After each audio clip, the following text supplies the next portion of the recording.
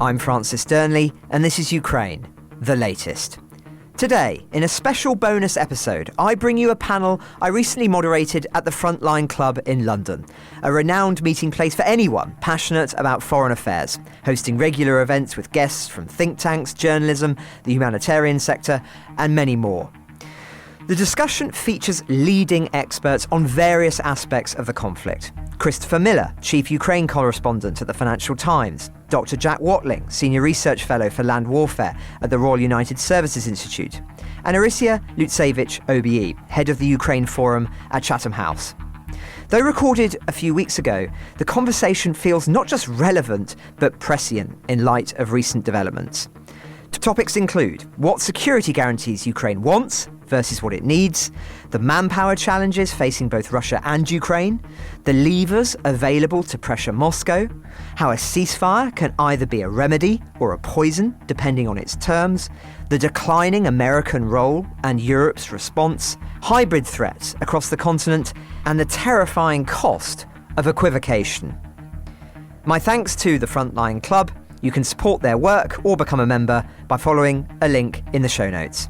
But now, over to our conversation. So let's dive in then. Security guarantees, Orysia. What does Ukraine want? And perhaps as a corollary to that, what does it need? Never again is something that was a slogan after the First World War, Second World War. We said never again the war. And Russia said their slogan is we can repeat.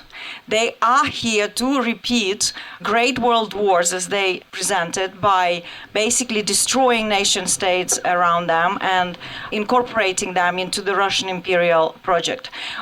In order to understand what Ukraine wants, we must start from the premise that current Russia, is deeply demodernizing, very dangerous entity. It's not a nation state. To be honest, I don't know what this landmass is at this point and what brings it together, other than, as Putin himself said openly on the press conference, they love war.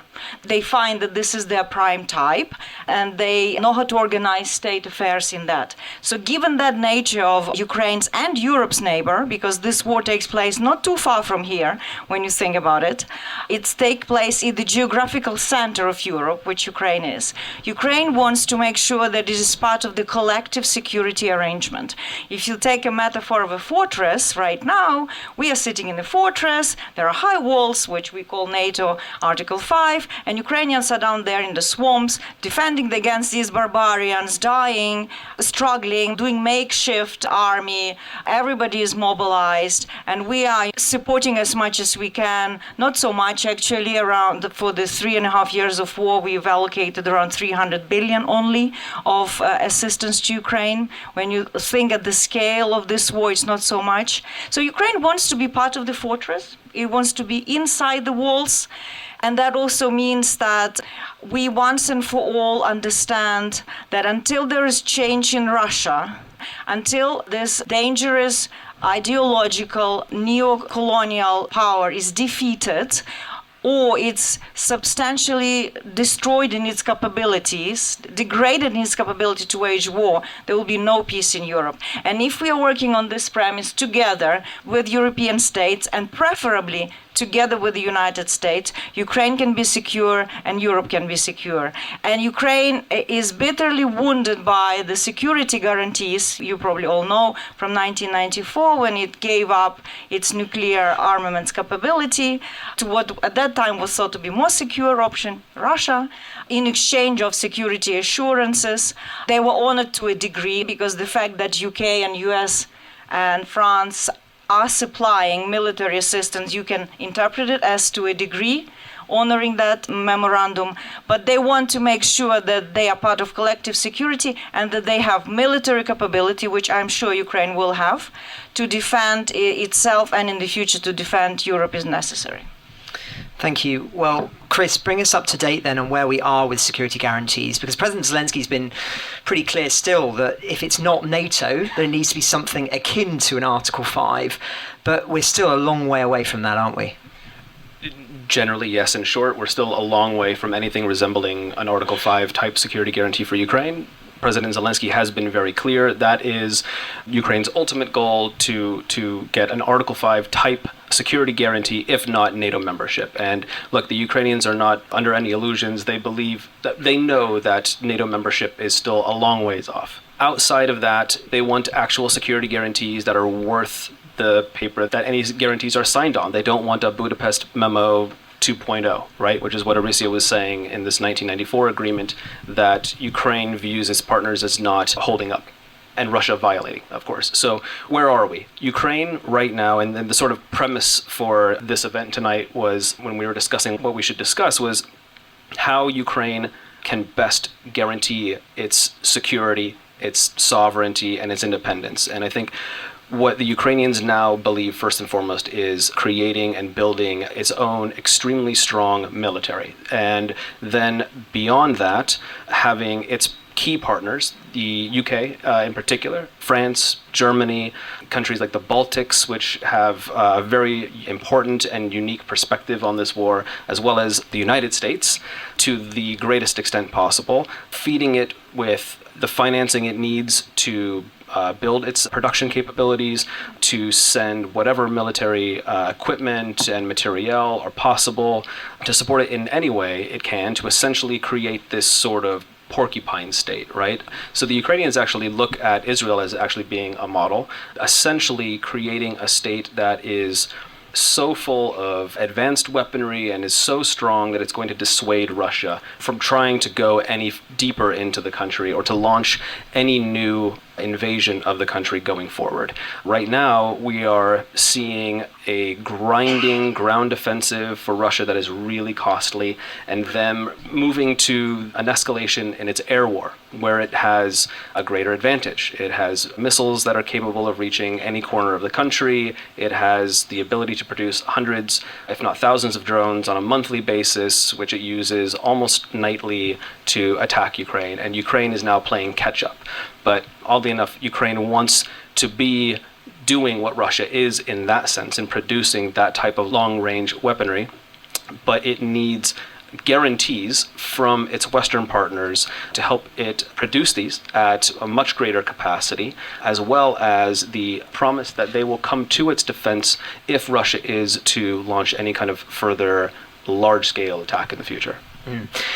Now, there's been a lot of talk in the coalition of the willing, or sometimes called the coalition of the unwilling, or the coalition of the spinning, that we need to have a reassurance for after a ceasefire. So much of the conversation is about after a ceasefire. But there is an illogical position there, because you could argue that that disincentivizes the Russians to stop, because they know that if they do have some sort of ceasefire, that you're going to see Western troops then moved in according to all of these proposals that are being talked about at the moment. So when it comes to that, Chris, what would your response be to those voices who are saying that the only conversations that are relevant for the present moment are those about what happens after a ceasefire? Well, I think it's important to talk about what happens after a ceasefire, but I think what's first and foremost, the most important thing is to actually get us to a place where we can have a ceasefire. And what we are not seeing right now is enough pressure applied on the one person who can actually stop this war, and that is Russian President Vladimir Putin.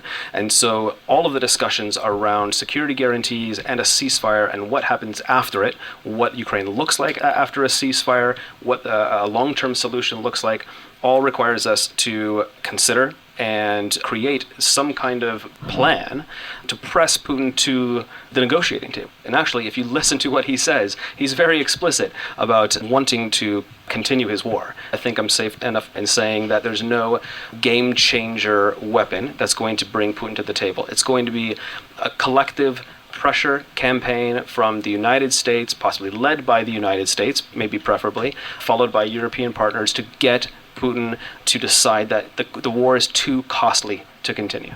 Briefly to jump in, because I think it's important to set the scene of what we are discussing, and it's a bit like equation with all unknowns to a degree, because when we were at the start of the war, I think we didn't exploit the opportunity that Ukraine opened quickly to push Russia out of Ukraine's sovereign territory, at least to the border of 2022, and we given Russia time to adapt, to build partnership with Iran, with China, bring in North Korean troops and other things.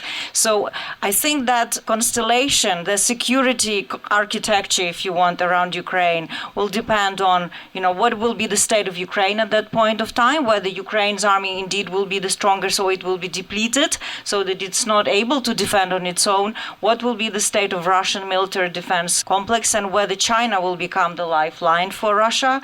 What is the US-Russia relationship, if there will be a reset or not? It matters a lot. And finally, what is the political landscape here in Europe? Are we ready to spend for our own defense and also to allocate necessary funds for Ukraine? Thank you. Jack, I remember you published a piece with RUSI back, I think it would have been in late March, early April time, and it was painting the various different scenarios for Europe, given the possibility at that point of an American withdrawal, or at least extreme reduction in weapons for Ukraine. And I remember reading it at the time, being absolutely shocked by some of the things you might not necessarily think of, things like software patches, updates, spare parts, that if the United States had decided to stop those being given to Ukraine, even through proxies in Europe, that would have been disastrous. Now, we're not there, Jack, but to Chris's point, things are still very, very serious. There are question marks about the degree to which Europe has ramped up. What's your assessment of where we are on the weapons front in terms of what needs to be done to trying to compel Putin to go to a ceasefire? So we are there in terms of the US disengaging, fundamentally. The deliveries of equipment that have been coming from the US in the last few months have been mainly made up of things that were purchased with money allocated during the Biden administration. Orders placed with US industry under the Biden administration. Not all of that equipment has actually been allowed to go into Ukraine. Some of it has, which is great, but if you look at the profile of US support in Ukraine, it is going down. And if we look at the areas where it is hardest for us to provide alternative sources of supply, like Patriot interceptors and guided multiple launch rockets, those are things that the US has determined that it needs in order to meet its own defense requirements in the Indo-Pacific, and therefore actually there is quite a lot of obstruction of even attempts to buy this material off the United States. Now, it is true that the US could be more problematic. They could actively try and undermine Europe's ability to do things. And just to kind of set the context for that, the US believes that it is plausible that from 2027 onwards, it may find itself in a war with China. Okay? If you look at the capabilities that China has relative to Russia, it is an order of magnitude difference. Okay? And so the US policy view, and it has been for a long time, is that we're dealing with a bigger problem, frankly. Europe needs to get serious about Russia. If we look at the current national security strategy in the US that is being written, it emphasizes defensive CONUS, the continental United States. The force posture review that will follow it will reallocate a lot of defense material out of Europe. And so we can see what US policy is and the logic behind it. And that's before you get into the fact that President Trump wants to lift sanctions on Russia, have a business relationship with them, wants to stop sending money abroad and spending money on other people's defense. And he also wants to renegotiate a set of nuclear agreements with Russia, one of which will expire at the end of February, I believe, next year. And he sees this ongoing conflict as a barrier to achieving those goals. And so he wants it to end. He doesn't necessarily care very much about the terms on which it ends. All right? So there is an element to this, which is that Europe gets very tied up with, are the Americans going to do this? Are they going to do that? They've told us what they're going to do. We can have a conversation about the speed at which it happens. We can have a conversation about the kind of sharp turns in the road that might happen in terms of intelligence sharing and other things that can be very problematic. But we need to be planning on the basis that this is what is going to happen. That's the base case. So I think honesty with ourselves is the first critical element. And the other thing there is that Europe has not pulled all of the levers that we could. There is a lot of very strong rhetoric in European capitals, but if we take the idea that we're going to apply maximum pressure against the Russian economy, all right, fundamentally the Russians are basically dependent on oil exports as the backbone of their ability to generate capital, revenue that they can spend, which is how they are continuing to generate volunteers for their military to sustain this war. Now, the majority of Russian oil exports go through the Baltic Sea. It's about 80% of their maritime exports of oil go through the Baltic Sea, and therefore through Danish territorial waters. Right? Now, the argument that is made is that because of an agreement signed in, I think, 1857, between France, Prussia, Russia, the UK, and some Hanseatic states that don't exist anymore, like some small German principalities. Hamburg, yeah. So this treaty essentially said that commercial shipping through the straits shouldn't have tariffs levied on it by Denmark, right? That's what it said. Okay, that's cool. We don't have to levy tariffs on Shadow Fleet Russian vessels that are moving oil, but we could very easily have all the states on the Baltic coast, minus Russia, agree a new convention, which is that in order to come into this closed sea, you need to meet certain safety standards as ships. You need to have insurance. You need to have working auxiliary power systems. You need to have a hull that's not rusting to pieces. You need to have crew that are actually certified to perform the tasks of running a ship, for example, right? We could agree that as an international convention. And on the basis of that, we could stop ships going towards the Straits of Denmark, and we could check. And what we would find is that all of these Russian ships are uninsured, often even unflagged completely. They haven't been maintained. They are breaking down of their own accord half the time, and they pose a major ecological risk to the Baltic Sea.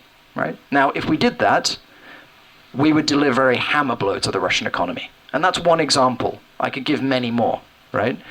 But the reality is we haven't done it. So there's a lot more we can do to bring about a mutually hurting stalemate, which is the precondition for a ceasefire. And then all of the other conversations become relevant. I just want to stay with you one more question, Jack, before going to Chris and then Orysia. On the question specifically of weapons procurement and the expansion of factories in Europe and our purchasing of weapons, where are we on that level? So, compared to what Ukraine needs? Yeah. Funding is starting to match rhetoric, right? In that money is now flowing into the defense sector around Europe, less so in the UK, but elsewhere it is. And that is bringing about results. We're seeing the orders and we're seeing the output. The big problem is that we spent a year not doing that. We put the money into trying to stabilize energy prices. Then we spent a year going to companies and trying to order the weapons, but we hadn't made the investment into the ability to produce gunpowder, the ability to produce high explosive, the ability to source magnets and rare earths, this kind of stuff. Batteries, for example. And so a lot of the time what we did was we put money into companies that then competed with each other for a very limited source of base second and third order requirements or materials. And so we just drove up the price of weapons without really getting any more weapons. Then people realized that was a problem. And so investment has now started moving over, and we start to see factories being built to produce missile motors, warheads, etc. And so the trend line is positive, but we've wasted a lot of time. We can't supply everything Ukraine would need to get an optimal result. We may be able to supply, with the help of some non-European partners, enough to keep Ukraine in the fight. And then there are some things like air defense interceptors and so on, where we're going to struggle. And Ukraine is going to have a very, very hard winter, and that's a result of some Ukrainian mistakes and our mistakes as well. Thank you, Jack. Chris, a stark picture painted by Jack there, particularly with the positioning of the United States and the fact that Europe may be facing now the reality of them, if not going tomorrow, certainly fading out in their support in a very, very serious manner. What do your contacts in European capitals say when you put to them that question of, are you aware that this is what you're facing?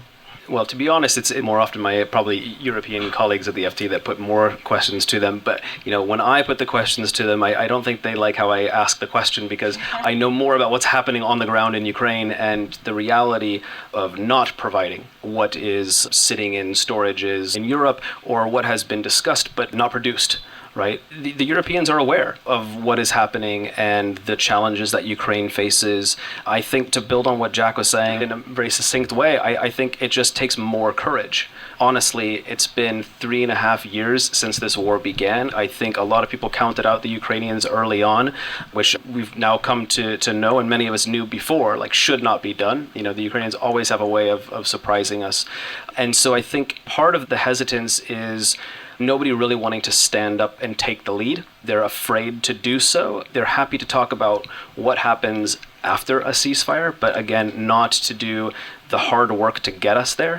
And I think they're also thinking, the Ukrainians are now so resilient, they can take care of themselves. And so I think that they're also holding out hope that if they can just funnel money into Ukraine and give them a little push and a pat on the back, that the Ukrainians can deal with the security guarantees without them providing the assistance that the Ukrainians have asked for the last 3 years.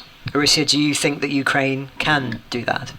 Well, first, I think, Chris, and all of those who travel and go in Ukraine, you see the level of anger that the Ukraine has at the time wasted and this kind of self-deterrence.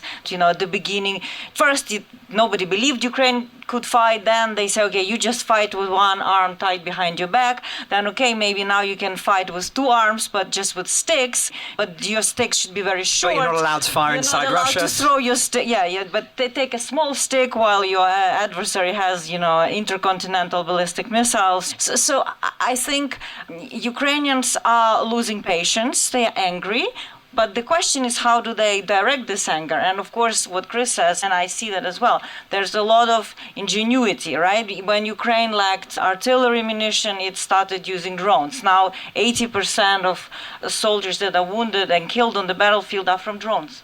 But it still doesn't take away for us a serious security challenge where, Bilius said, most recently on the 20th of October in Denmark, that Russia is in 3 months produces more ammunition than all NATO with United States combined in 1 year. This is the fact. And this war is reaching an industrial scale. And we've, by our inaction, led for it to be the war of attrition, right? And this is what Russia is comfortable with. Right? They say, okay, we have bigger resource, we have China, we have North Korea, we can win over Ukraine in the war of attrition. So I'd say, what is our strategy? Why are we letting Russia design this war that is comfortable for Russia? And that is not just courage. I think that's also lack of strategy. And if you don't have a strategy for the end game, it's very hard to make operational plans for the military to deploy certain things. And this is, I think, where is a big problem. We now need to understand US is disengaging. We need to rearm. Ukraine needs to find new qualitative technological advantage, I think, together with the West. And that this is our security at stake, not just Ukraine. We hear Europe say for as long as it takes, but to do what? We're still 3.5 years in, do not have a clear articulation of what our strategy is. But Chris, you want to jump in? I was just going to add one thing on the frustration that Orysia mentioned. There is frustration on the Ukrainian side. There is also frustration on the European side. One thing that I do hear now is the Ukrainians can do more themselves that they're not doing. And one of the points that they bring up often is the manpower issue. Ukraine has struggled to mobilize enough soldiers and young ones, physically capable ones. The average age of a Ukrainian soldier right now is 45 years old. They're desperately short of infantry troops. What they have done in terms of producing drones is fantastic, but drones, as Jack can tell you and probably better than I can, cannot hold territory and cannot fight off advancing Russian infantry forces. And so they're facing significant manpower shortages, and the Europeans say, this is your problem, not ours. And so there's frustration on both sides, and that's just one of the points of contention. I think I do just want to jump in, and I know there are some colleagues from HMG and who work in government in the audience, and I want to stick up for them, actually, because it's really easy for us on the stage to say, like, oh, we should have just fixed all these problems, But the reality is, okay, so we're going to spend the money on defense, right? Where does it come from? Because the British public is very supportive of Ukraine, very supportive of giving things to the Ukrainians so that they can defend themselves. But if it comes to, well, let's raise taxes, right? Well, at that point, actually, our colleagues in the Telegraph start to really hammer the government on the fact that that's not okay. And so maybe we borrow more. Maybe that's the solution, right? But at that point, some people in the FT, not Chris, but his colleagues, start saying that the gilt markets are going to explode and it's going to be Liz Truss all over again, right? Because the UK is already in a lot of debt. And so if you can't raise taxes to generate the money and you can't borrow to generate the money, how do you generate the money? Well, you're going to have to move budget lines from within government. We can talk about eliminating the international aid budget, but actually some of that was being used to support Ukraine, and it's a pretty small budget, so you don't get very much in defense terms from it. So where are the big pots of money in government? Well, it's healthcare, and actually it's pensions, right? And it's other things like welfare. But the fundamental point here is that if we start doing that, then all of the Labour MPs and the majority and the government majority who were really supportive for Ukraine and like making good speeches suddenly start undermining government policy, right, and won't pass the bills in the House of Commons.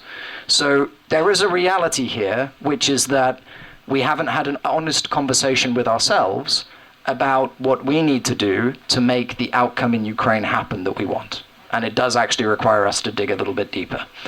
And that's on us as a public, not as just a criticism of ministers or MPs. Just to add one thought on that, I was recently reading, as I'm sure many of you have in this room, Churchill's memoirs of the Second World War, The Gathering Storm in Volume 1. And he makes an excellent argument, which I think is underappreciated when it comes to these subjects, which is, he says, that he doesn't know any people in the history of the world where if their politicians and their leaders make the case for increasing defence spending, that they say, we don't want to do it. But you've got to make the arguments. And the point is that our political leaders are not willing to make those arguments, I think, for a multitude of different reasons. But, Orysia, I can tell you're champing at the bit to jump in here. No, I just want to say one way to do it, actually, by jointly creating more jobs also in the UK. And we already see some projects, perhaps small but emerging, like Project Octopus, where the UK, Ukraine is co-producing a drone interceptor for the Shaheds, which we need in the UK, which EU needs to build a drone wall, which Ukraine needs. It's a win-win-win for everybody.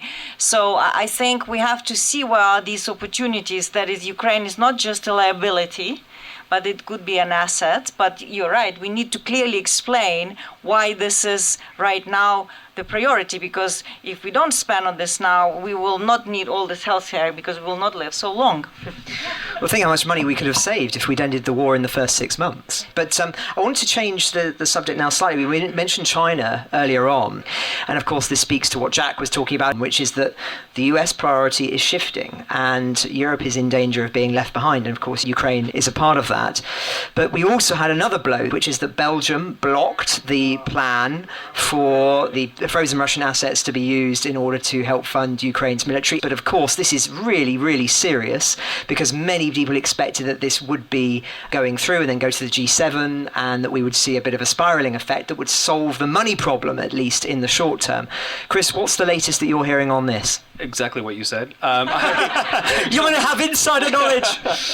I wish. No, again, I know what the Ukrainians tell me in Kiev, and it is, we're hopeful, but hope isn't a strategy, and they've done everything they could to get the Belgians on board. They've moved mountains to get other Europeans to support this, and some of those countries have done so, right? We've seen Germany come around, and now it's a big part of it relies on the Belgians. I think they're frustrated because they don't know what else they can do, what argument they can make to convince the Belgians to move on this. I think some important context on this, right? There are a lot of people who are prepared to say, yes, we can do this, in the knowledge that someone else in the room will say no, right? And what you'll actually, I suspect, see is a bit of a swap around as to who gets to be unpopular for the week so that this stop doesn't happen, all right? And the reason for that is that countries are fundamentally very concerned at the idea that we establish a precedent in the international financial system where whatever assets you hold in another country, if I have a dispute with them and I'm not even at war, I can just help myself to that money, right? For whatever historical reason I like, right? And I've decided. Because if that's the way that we do business internationally, then maybe India decides that actually it is going to take reparations for what the UK did when it was in charge of India, right? Maybe we start seeing reparations being seized from European states for slavery. And it goes the other way too. And so if you establish this as the way that the international economy works, be aware of what comes back at you, okay? And I think for that reason, I think countries are going to continue to delay this measure, okay? Which I wish we could use that money, but we have to be realistic about what is actually holding this up.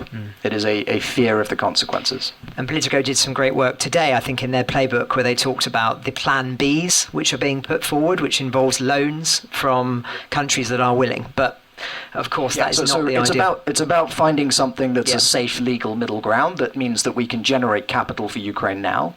But it's complicated. It's very, very, very complicated. And actually, in defense of Belgians, which I rarely do, but I think they want to share risks. There are other jurisdictions where there are Russian sovereign assets, and the ideal solution, of course, would be to do it at the G7 level. It is clear that the United States is not willing to take so far this route, but there are Germany, France, UK as well. There are some sovereign assets here. So the Belgians are saying we're ready to do it, but together, so that it's not just us having the litigation risks to face them down the line. I've got one more question that I'd like to put to Chris before we open up. But Chris, my question is, a lot of the European strategy seems to be predicated at the moment on causing economic suffering for Russia. And Jack's already talked about the limitations of the approach that's been adopted, but economic suffering is seen as the primary way to compel a ceasefire. But what if, I put this question to you, and this is something that I know individuals in the intelligence community have suggested, and there may even be some of them in this room, that there has been a deal that's been struck between Moscow and Beijing that they will in essence bail Russia out if there is a very, very serious financial implication of them for continuing to fight this war, because strategically it benefits Beijing for Europe to be distracted and for Washington to be distracted in Europe. If that is the case, isn't the whole of the European strategy at the moment predicated on the wrong thing? Thank you for the light and easy question. Sorry. Maybe so. Look, I have no insight into China's thinking on this, but I think it's reasonable to consider the fact that they might be willing and able and prepared to help Moscow continue their war. That said, only if it's done so in a specific manner. They certainly don't want to see a serious escalation or the use of nuclear weapons, and I think at that point, then you get into this area where I think they might actually withdraw. Right now, they've got a good deal going. They are getting a great deal from what they need from Russia, and Russia's paying extraordinary prices for what it needs from the Chinese. So there's no real incentive, again, for China to want this to end. So I guess that is to say, in short, yes, that might undermine the Europeans' plan of weakening Russia economically. However, I think they're still staking quite a large claim and thinking that it could work. And we're seeing the Ukrainians chip away at Russia's war machine through its own deep strikes right now. And I think many people, myself included, were a bit skeptical of these and whether they would wield such an impact, and that we would see the results of that, right? With Russian exports the way they are now, and gas prices and long lines at the pumps across Russia.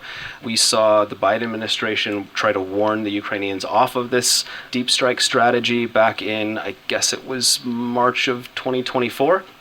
The Ukrainians, perhaps rightly, dismissed that and have only ramped it up. And so, this is something that not only allows the Ukrainians to show initiative, but it is working alongside the European plan to make the Russian economy pay for its war. Thank you. So on Ukraine the Latest, we always have an opportunity for our guests to offer final thoughts, and usually it's about subjects that are on their minds that may not be on ours. So, Jack, I'll start with you. I'll talk about manpower. So we always talk about Ukraine's manpower challenge. The reality is there are enough Ukrainians to fight, but the Ukrainian training system and personnel management system is failing to turn manpower into the necessary number of infantry. All right, and that's something that we can help the Ukrainians solve. It is fundamentally solvable. And if you can show the Russians that rather than Ukrainian infantry and force density being on a downward trend, which the Russians can look at the trend line and say, at some point, this is going to snap, right? It stops being a stalemate. It's just not viable. If you can show that actually Ukraine can expand the number of infantry, right, then Russia's calculus changes about its future prospects. At the same time, the Russians have been fighting this war by paying bonuses to people, and so they have been achieving their recruitment targets with volunteers. And so the contract between a Russian soldier and the state is, look, you signed up for this, you had a choice, and you got paid pretty well, and your family is going to get paid well if you die, all right? Which means that for a lot of Russians, they don't look at the suffering of their soldiers as something that was imposed by the state on their people, and therefore something they should be outraged about. They look at it as, well, these guys kind of chose it, and they're getting loads of money. This is not a recruiting model that the Russians are going to be able to sustain forever. And I would suggest that they are going to start running into recruitment issues faster than most people think, like quite imminently.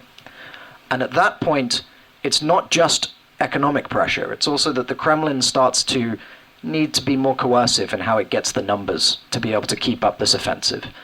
And if they start coercing people into service again, as they did once before, then the contract with the soldiers and with the society changes, and the political risk increases for the Kremlin.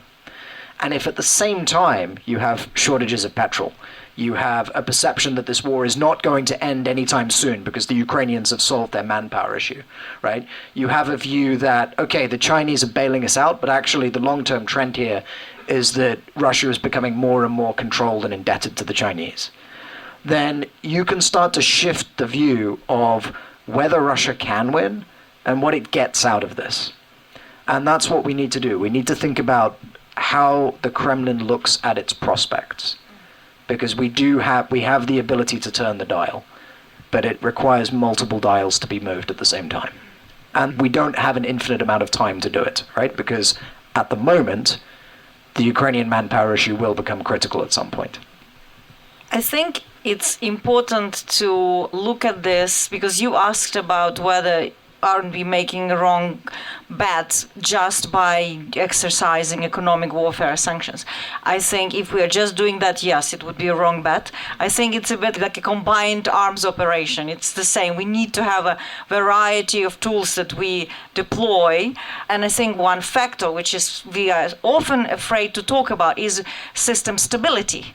So we have to look at how our actions, because this is Putin's nightmare and his henchmen, it's the system stability that he has created for more than 25 years. There is a design to this madness, and we have to attack the pillars of this design. Oil revenue is one of them. They don't want to do mass mobilization because they know that Russians aren't sure what they're fighting for other than money, and some Russian women are happy to send their alcoholic man abroad so that they can get a bonus and they get rid of a problem. We have this on video. I mean, I've heard Russian mothers saying he'd rather die as a hero than an alcoholic. So this is the situation in Russia. So I think that we have to look at how do we undermine system stability. We shouldn't be afraid of that. Putin is dangerous. His system is dangerous to us. And we have to look at what Ukraine is doing, increasingly operating inside Russia, enabling that operation, and it applies to oil refineries and other operations, spiderweb. Ukraine has done some pretty amazing things inside Russia and is actually has taken something that Russia is very proud of, its strategic depths. They say our defense is no, but they've seen the strategic depths could also be very hollow now with modern technology. And I think this is where, to summarize, the future of Ukrainian security is that it will integrate so much through the weapons systems, through training, through joint procurement and production with NATO member states that will de facto be like Finland, very ready to become in the future and a member of NATO. Thank you. Chris, you got the final thoughts before we go to the audience? Sure, yeah. I think to sort of build on some of the stuff that we've said up here, and you, Francis, alluded to this, it will cost us a lot more if we drag this war out for another 2 years, 3 years, 4 years, 5 years. And I think it's also important to underscore that this is a war that began not in 2022, but in 2014. And there were opportunities, I think, to stop and prevent a full-scale war, and we didn't seize those opportunities. It will cost us a lot more if this drags out than it will if everyone would just go all in sooner rather than later, just like many of us probably thought in 2022. You know, if you help us now, we won't have a war 3 years from now. And so, you know, that would be my final take. And then I would just add one second thing, which is we need to stop thinking that Donald Trump wants to do deals and that he wants to help Ukraine. I think that from at least since 2019, when Ukraine was a part of the first impeachment of him during his first term, he has not liked Ukraine and Ukrainians and has said some pretty horrific things about them behind closed doors. We've experienced whiplash this year during his second term when he blasts Volodymyr Zelensky in the White House and then appears to come on side only again to sort of fall in line with Vladimir Putin anytime he gets a phone call from the Kremlin, right? And so I think we need to prepare for going forward without the United States and without Donald Trump. That means the Europeans do need to step up.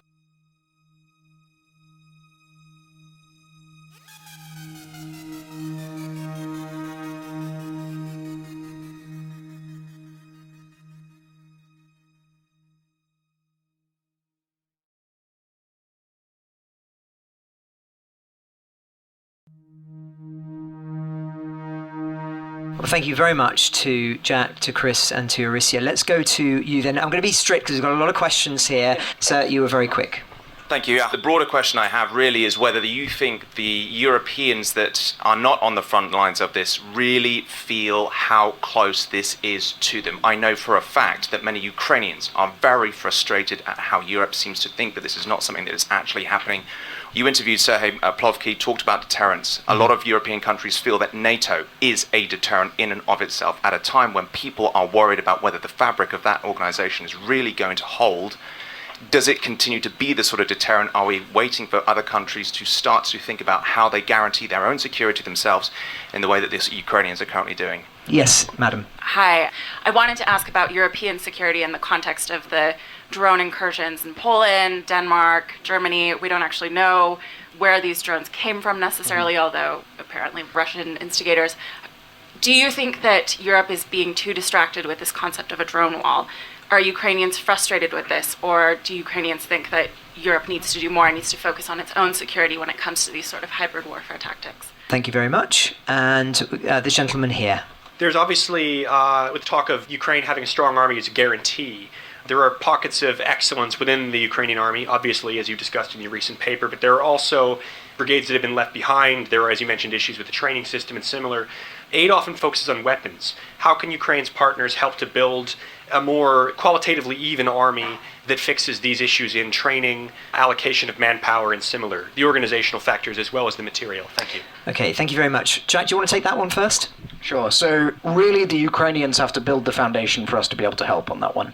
A lot of work has been done to train Ukrainians outside of Ukraine. You can't move the equipment there in time because they need it at the front, so you don't have equipment to train on. There are other issues with doing it that way, and if we're not close enough to the problem, we don't understand necessarily all the tactics that need to be learned. So the training needs to happen in the country.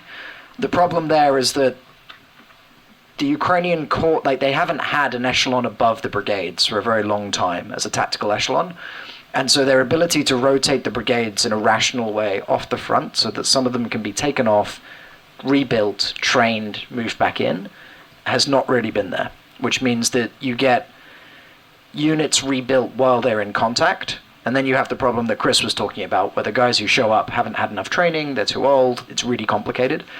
And actually what we're seeing is that on the one hand, Ukraine has made progress by creating the corps, but the Ukrainian High Command keeps ripping units out of one corps, throwing them into the main axis that's a problem that week, and then sending them back and taking another one. And so the corps commands are not really building up a set of units that they own that are responsible for a particular geography that would allow them to create that system. Now, if the Ukrainians can implement that system, there is something that their international partners can start supporting and plugging into and expanding the capacity to train. And that would be a really positive step. But the reality on this one is that there are issues in the fourth generation system that we cannot solve for Ukraine. Just very briefly, on NATO, NATO is a deterrent. The Russians don't think it would be a walkover, and they have tried very hard to limit escalation directly with NATO during this war. They've tried to keep it very localized, except in unconventional operations. That is not something that we can take for granted, right? And the Russians have also been working very hard to politically fracture NATO. And if it is a case of Russia versus a portion of NATO, then the equation is very different. Yeah, and so on the one hand, we should have confidence in NATO as a deterrent and in our collective capabilities. But it is also behoven on us to make sure that we are not hollow in our capabilities. We can execute what we say we can execute. And we are also developing the systems we need to deal with future threats. And that comes to your point about, yeah, we do need to learn how to intercept UAVs at a reasonable cost of exchange, right? But we are, because as Orysia mentioned, Project Octopus was spearheaded by the UK, working with the Ukrainians, and it's now delivering a system which is optimized for that task across the alliance. So we're putting the things in place, right? Sometimes we're not very good at messaging our successes. Thank you, Jack. Orysia, one of the other facets to that question was the ceasefire. Go ahead. Yeah, it's a tricky question because I think nobody wants peace more than Ukrainians. Ukrainians are exhausted, both military and civilians, but ceasefire could be like a poison and a remedy. It depends on the action that accompany it and the conditions of the ceasefire. If there will be too many conditions attached by Russia to a ceasefire that will actually make it war waged by the means of peace, then we will be in big trouble, because we do know that at this stage, Russia didn't achieve any of its political objectives. Yes, it has increased its territorial occupation of Ukraine by 1% after losing nearly 1 million dead and wounded. I mean, it's mind-blowing, right? But it hasn't achieved any political objectives.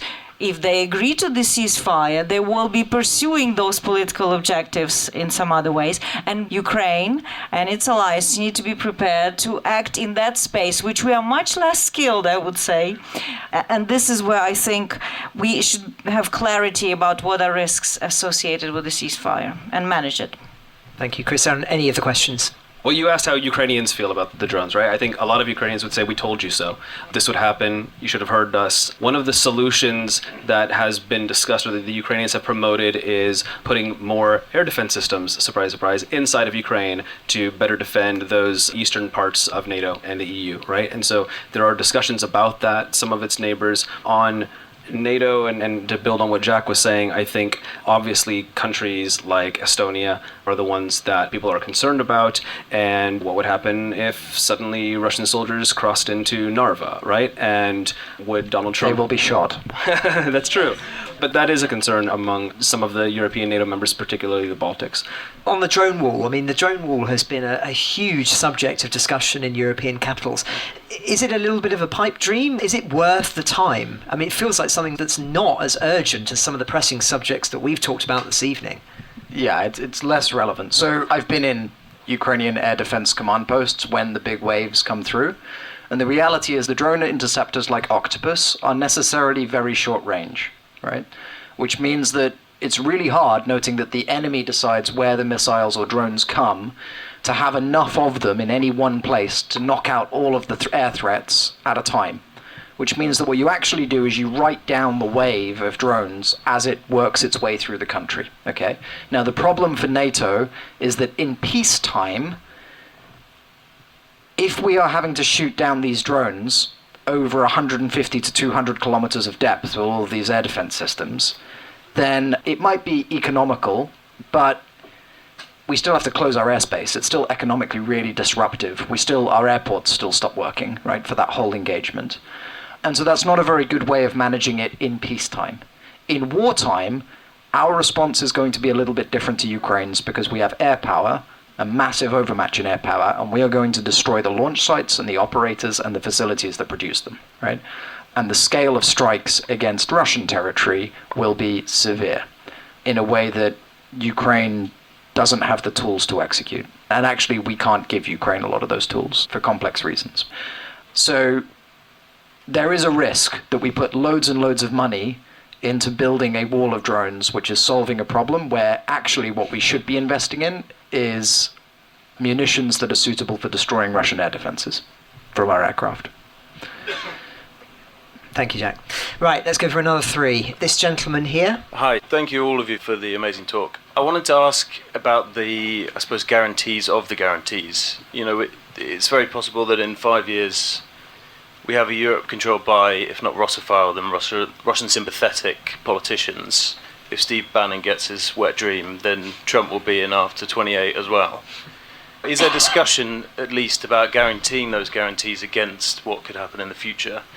And I suppose a more difficult question internally is, only a few months ago we had Zelensky cracking down on the anti-corruption groups, and that didn't seem to have much of an effect at the time on affecting security guarantees because there's more pressing issues. But it's plausible down the line that then becomes its own issue in terms of people supporting Ukraine. So, thank you. Hi, with your experience engaging with various key stakeholders in the conflict, has the course of the conflict changed the way that they conceptualize the global geopolitical order, and how will that in the future affect how peace is formed and maintained? Thank you. This may be mainly for Jack, possibly also for Chris. A bit more analysis on the state of the Russian military. You talked about manpower, but it would be useful to know how strong or weakened you think it is at this point? Thank you very much. Right, who wants to go first with those three questions? I'll start with the Russian military. Let's go for it. Jack will jump in. He's ready.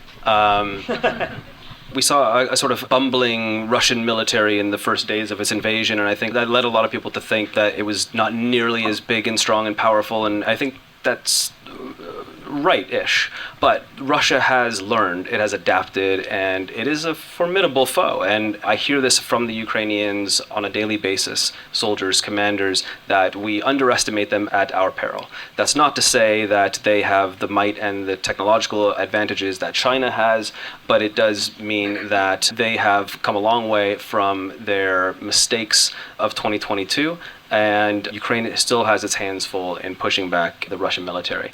So in terms of technical specialisms, like their missile forces, their artillery units, their electronic warfare units, their air defenses, they have significantly improved. They've also expanded the scale at which they field a lot of those systems. And they are both technically more capable in terms of the weapon systems and how they work, but also they are much better at employing those systems. If we look at Russian targeting cycles at the beginning of the war, they were slow and imprecise. Now they are pretty sharp. The Russians have also made a lot of progress in actually mirroring the Ukrainians and learning from the Ukrainians in things like UAV operations. And sometimes surpassing them. Surpassing them in some areas, and they are significantly ahead of most NATO armies in terms of UAV operations. And then the core thing in most militaries, which is your maneuver forces, the thing that all of those enablers are supposed to protect, it's not just that the Russians have got a lot worse, it's also that they've shown absolutely no interest in trying to fix the problem. And one of the most bizarre things in this war is that we keep seeing the combined arms armies and the divisions generate these plans, which when you look at them, you're like, okay, these plans were drawn by military professionals who know their business. And if they execute these plans, the Ukrainian military is about to have a really big problem, right? And then these plans get given to the regiments, and the regimental officers they've been promoted from the ranks, they've maybe had 2 months of officer training rather than the 6 years you're supposed to get as a Russian officer. They don't even know how to read the plans, let alone execute them. They have a bidding process with their men about who's going to go on the attack, and what actually is done looks nothing like what was planned by senior commanders, but what's reported upwards is, yes, we tried and implemented it, but resistance was strong.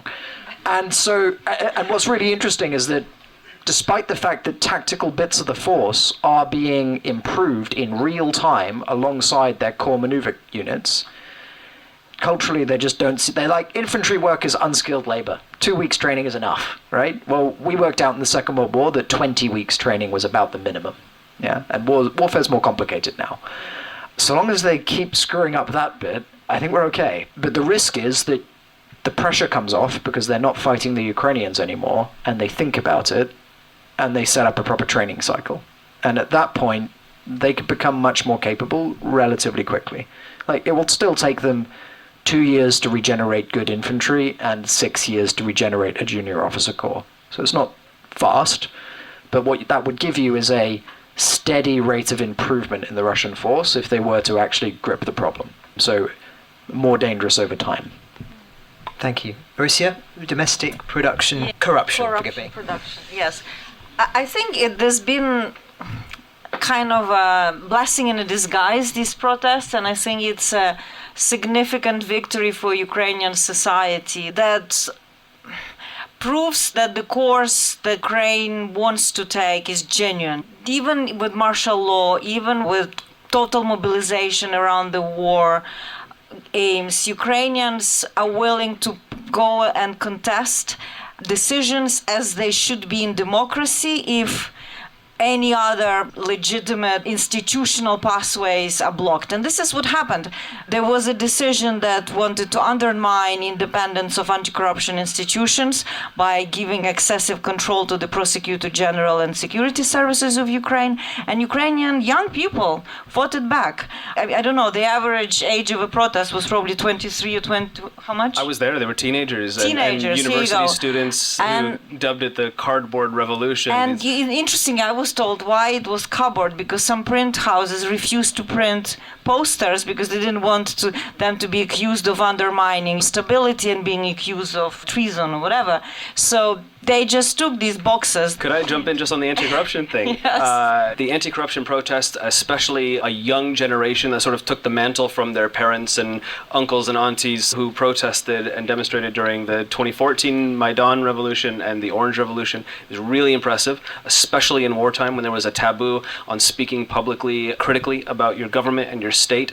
It was very impressive. That said, another lesson to take is that Ukraine's political leadership still hasn't learned its lesson. It doesn't matter if it's Yanukovych or Poroshenko or Zelensky, they still fear the public standing up to them, but they don't make decisions with that in mind. It's only after the fact that they then realize the mistake. And then just to build on that slightly here, one reason for that is the consolidation of power in Ukraine that is happening under President Zelensky. He's done many terrific and crucially important things, probably none more so than make the decision to stay in Kiev at the beginning of the war.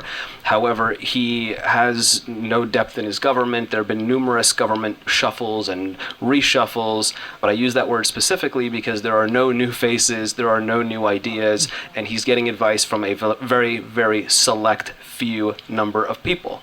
And so when that happens, particularly in wartime, when everything is so sensitive, you can make bad decisions, and this was one of them. But I think the best result of that poor decision was the public outcry and the fact that this protest happened despite the fact that there are actually rules and martial law in place that are supposed to prevent those types of things from happening.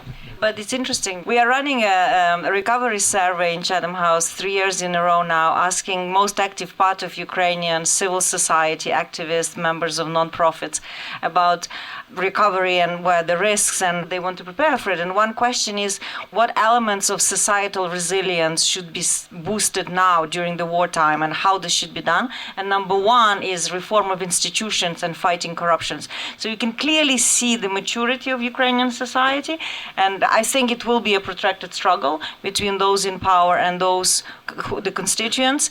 And I think that the level of intolerance to corruption is huge. People are angry. You know, you talk to young people, they say, why are they driving these expensive cars, buying this property? And the investigative journalists are amazing. They're going after them, they're getting all the reporting on the records, and they risk, because now they risk being drafted if they poke their noses too much where they don't want them. And credit to Ukrainian journalists for actually being the ones who've uncovered state corruption even in wartime. It's not actually foreign correspondents like myself, but Ukrainian investigative journalists who have gone after the defense minister, for example, and forced his resignation and the resignation of others. I don't know if I'm allowed to do this, but I'd actually just like to answer your question, or at least comment on your question about the global order as a consequence of the war in Ukraine. I think it's very interesting that, I mean, obviously this is an obvious point, but that China are going to be watching this very, very closely as to what unfolds, and it's going to shape their reactions to Taiwan and the idea that the West, it's shown that if you wait out long enough that you can get some of what you want. And I think it's noteworthy, reflecting on the remarks by one of the Chinese dignitaries, that if Britain wants to continue having strong diplomatic ties with China, then it must accept Taiwan as being at the core of that. I think the rhetoric that Beijing is now putting out around Taiwan is much stronger than it was, and it is being emboldened. That is why it is a tragedy, to refer to what we were talking about earlier, that Washington cannot see that the actions of China are closely intertwined with the actions and potential success of Russia. And if they don't recognize that, then they are in serious danger of making a war with China far more likely, because of the world that is created by the failures in Ukraine. But let's take another 3 questions. Thank you very much. Do you think we're being too cautious within NATO? Putin is testing NATO all the time with incursions of all sorts. Why do we not respond more positively to show that we're serious about this? And would that change anything? So you're advocating for the shooting down of jets that incur? And about submarines. And the submarines. Okay, that's interesting. Okay, gentleman here. Thank you very much, guys. To your point in terms of like within continental Europe and UK, like domestic politics scene, right? That this idea that money doesn't grow into trees and increased defense allocation means reallocating from somewhere else, most likely. What's your opinion, like generally speaking, for why there's this disconnect for people not feeling this idea that Ukraine under pressure and failing is a problem for people within continental Europe and the UK? And second, as a follow-up, how would you structure an elevator pitch, right, for how to send this message politically, right, to the population to understand that this is an issue that is affecting societies within continental Europe and the UK? That's a great question. Thank you. And the lady at the back. Hi, thank you. Jack, you said two things in your final line. More manpower from Ukraine. I spend a lot of time in Kiev, not many men around. There's police stopping people on the streets. How are you going to do that? And Russian volunteering breaking down. Why is that going to happen?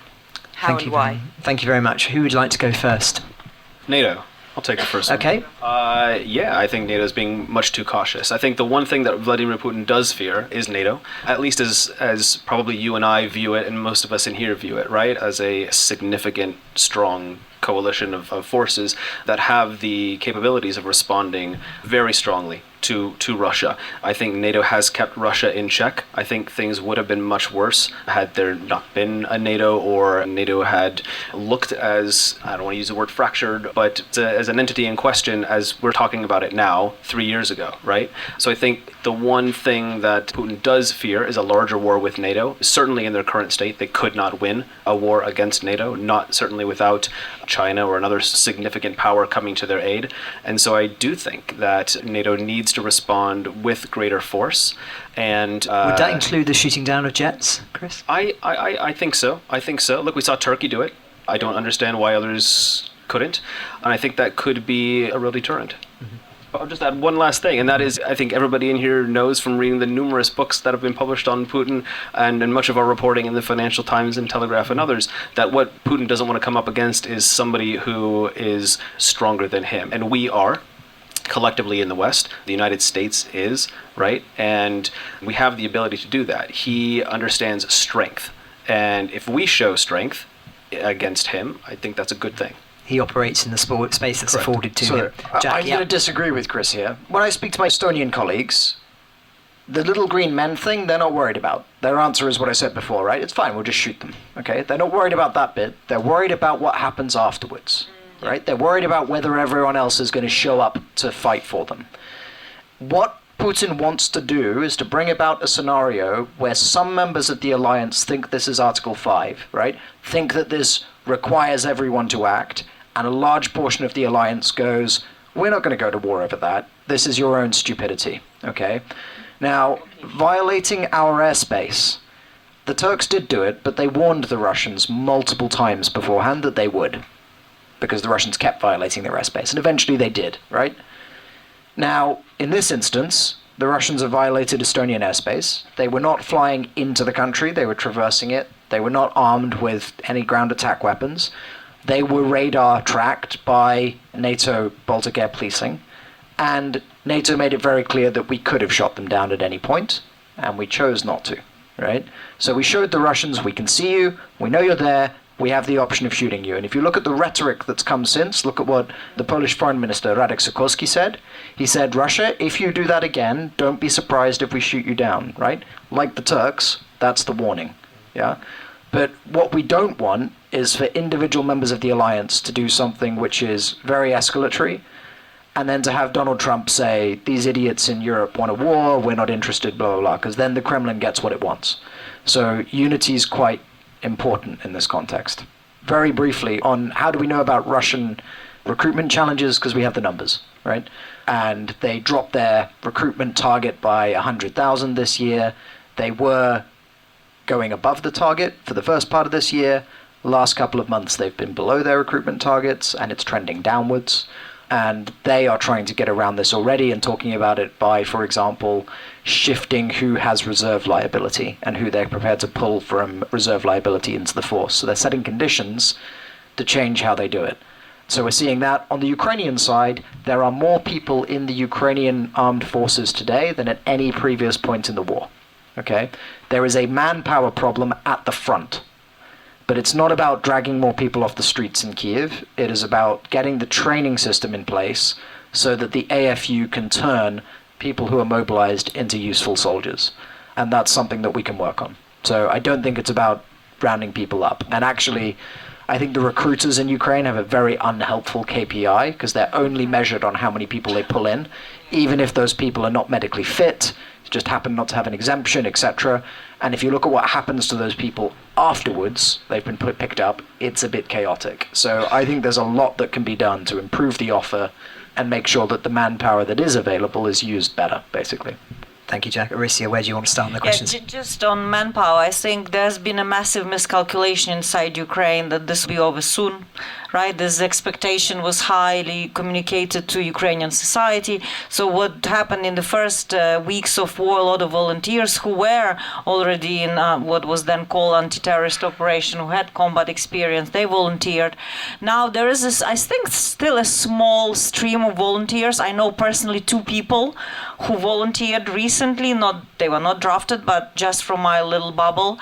And I think that there's Ukrainians are trying different things to see what works. There was this program for younger generation to encourage them also with more payment and from 18 to 21. Then there was also the opportunity to choose your placement in the army, more like an HR app where you could choose your battalion, and you still see this individual battalion advertising, and some of them are quite successful. A lot of people want to go to those who have good reputation, that they're commanders. So it's quite unusual for the army. It's a bit like a marketplace, right?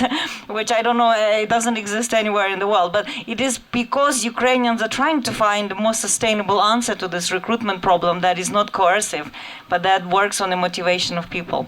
Be interesting to see. Maybe we'll have to replicate some of it later. I mean, look at the discussion in Germany, right? They cannot recruit enough people into the armed forces, even though they are planning to spend 300 billion in upcoming military expenditures. So the question on elevator pitch, it's a good question. I don't think there's one kind of catchphrase for everything. Some people are motivated by values. Some people, like in the UK, I think it has been a lot about the experience of the Second World War, how UK was alone standing to Hitler and how London was in the Blitz. So that resonates a lot with people.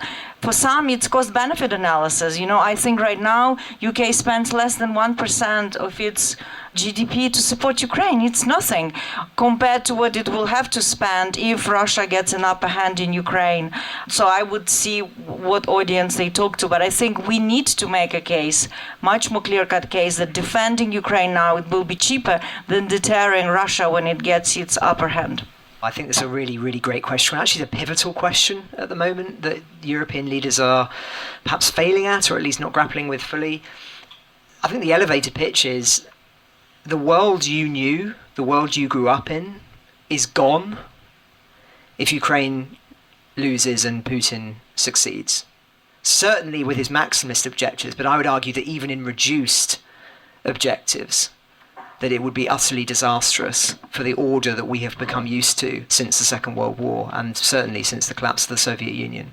And I know that sounds still very abstract to people and so appeal to their self-interest. It's going to be a lot more expensive. I'm disturbed by what somebody once said to me once in Ukraine when I was on one of my reporting trips there. He said, "We want to end this war today so that our children aren't made to fight yours tomorrow." And I think that says it pretty starkly, to be honest. But we've run out of time. I end there with the Second World War, and I was going to mention, because you mentioned the Blitz, that we've got the famous photograph of St. Paul's there, and I'll be honest, when I walked in the room, I originally thought that it was, just for a flash of a second, that it was a picture from Ukraine. I spent the morning looking at the photography that came out of Kyiv, where numerous people were killed, and there were numerous files, many of them asphyxiating people in their homes, including a 19-year-old girl. Yeah, and I drove from Kyiv to this event, so I've literally just come out, and we haven't had power for most of the day for the last 2 weeks in central Kyiv. So, it's been enforced candlelit dinners, which, but the strikes are happening all the time. This is happening on European soil now, and I think that adds another point to be made to our politicians. But that's all we've got time for. Thank you all very much for coming. Thank you to the Frontline Club, of course, for having us.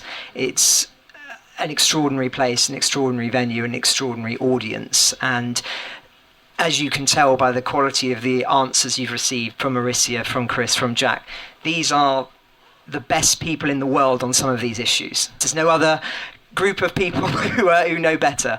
And I just wanted to pay personal tribute to the three of you for all of your work over the last 3.5 years, which we in our reporting have relied on, and as you can tell with the mood in this room, it's collaborative, and so I think if we leave with one optimistic thing in mind, it's the importance of sticking together, keeping following this war and spreading the word.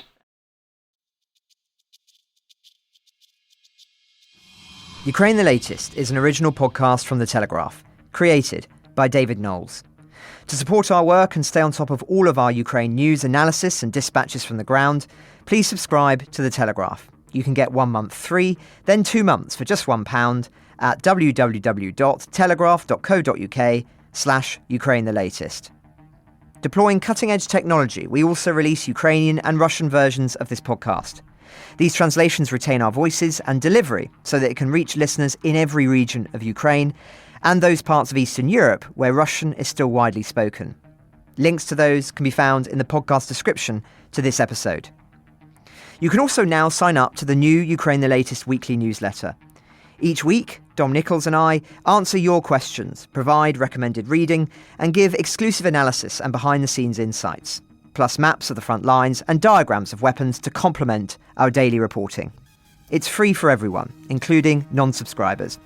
You can find the link to sign up in the descriptions for this episode.